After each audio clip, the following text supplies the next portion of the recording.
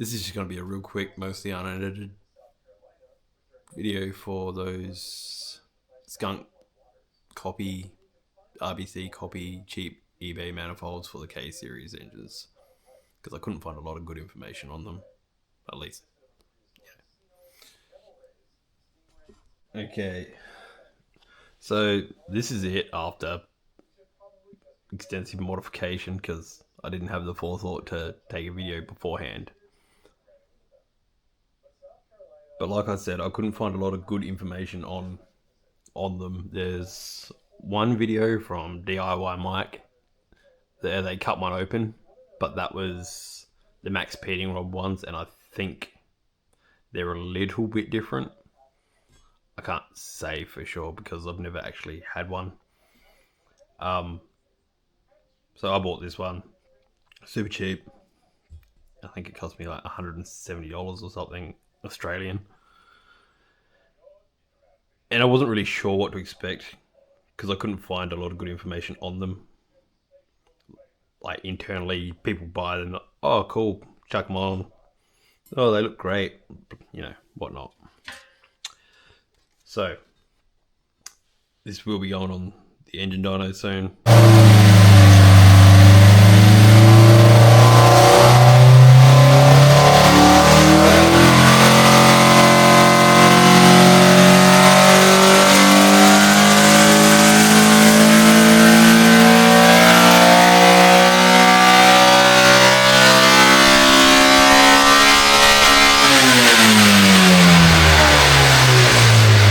I was supposed to be doing a video prior to this on tuning, but OBS beat me and didn't record a bunch of footage. So the first issue with these was, now, I don't know if you can see it in the camera, all of this had to be welded because there was a massive sunken in section on this port here. I'm guessing it's where they filled the mold.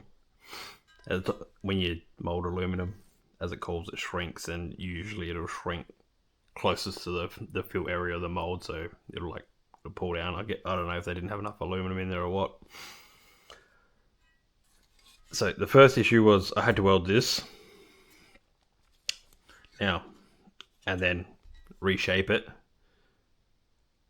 and then all the bolt holes had to be elongated, and when you fit it, you have to push it back now because as it came, none of the ports actually lined up. Like, they were terrible. It was, if you put it on, notice when I put it on the head, because this has been cut open, I had to clean up all the inside. I didn't have to, chose to port and clean up all the inside. When I got it, if you can see, the K-series gasket is slightly, hang on, a K-series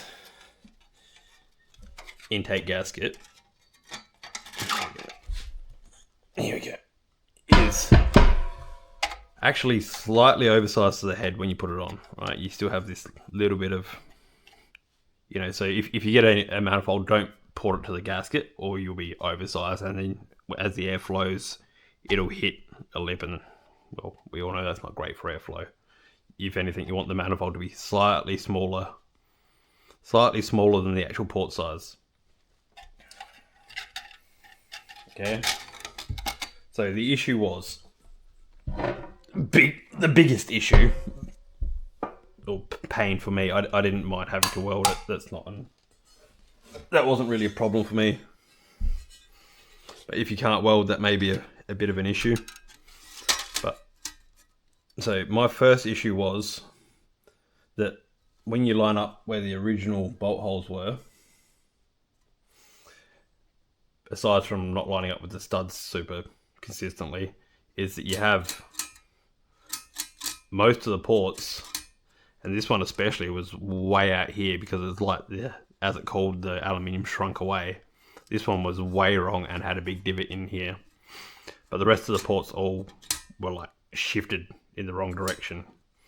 So I had to elongate the holes, the holes where it bolts to the head, to try and get the ports as central as possible, and then grind them to suit the head.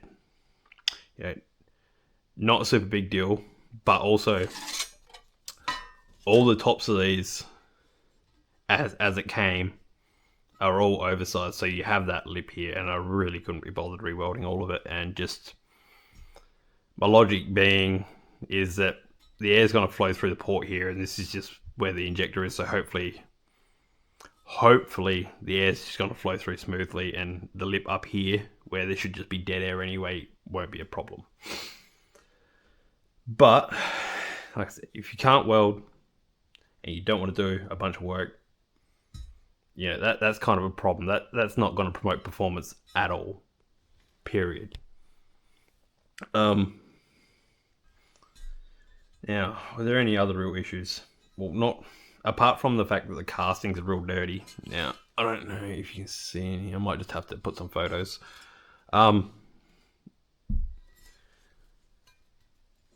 Where and like this has all been cut open. I ground the badge off of it and everything, and then basically sandblasted it after I'd cleaned up all the welds and whatnot to make it look like a nice clean OEM, as stock looking manifold. Where all the dividers are, I would have liked to have welded it as well, and then because they have like a step in them, I'll put a photo up now. I would have liked to have welded them so the divider is all one continuous piece. The casting's pretty dirty, and trying to weld that with a TIG is horrible. It really just was not even, wouldn't have been worth doing. I might have just been unlucky, but this part here where I had to patch this up to was also really, really filthy. It was like all the slag that usually sits on top of your pour when you pour in aluminium. Done plenty of casting, I know. It was all sort of pulled up in this area. It was a pain in the ass to weld. Yeah. Anyways, so what do we think? If you just want to throw it on and you don't really care about performance, $170 manifold or whatever that equates to in US dollars, fantastic, right? Oh, and these didn't come drilled for the waterline, so you're gonna have to do that too. Yeah, for what it costs, it's if you just want to throw it on, great. If you can weld and you don't mind doing a bit of work, it's still pretty good value. If you're expecting amazing performance out of it, but with the ports not lining up and the air flowing in, hitting the edges of the ports, yeah, that's terrible for airflow.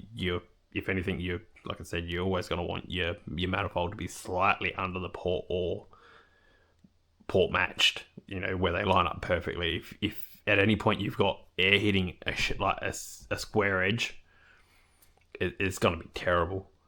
You're going to have mad turbulence. It's not going to be great.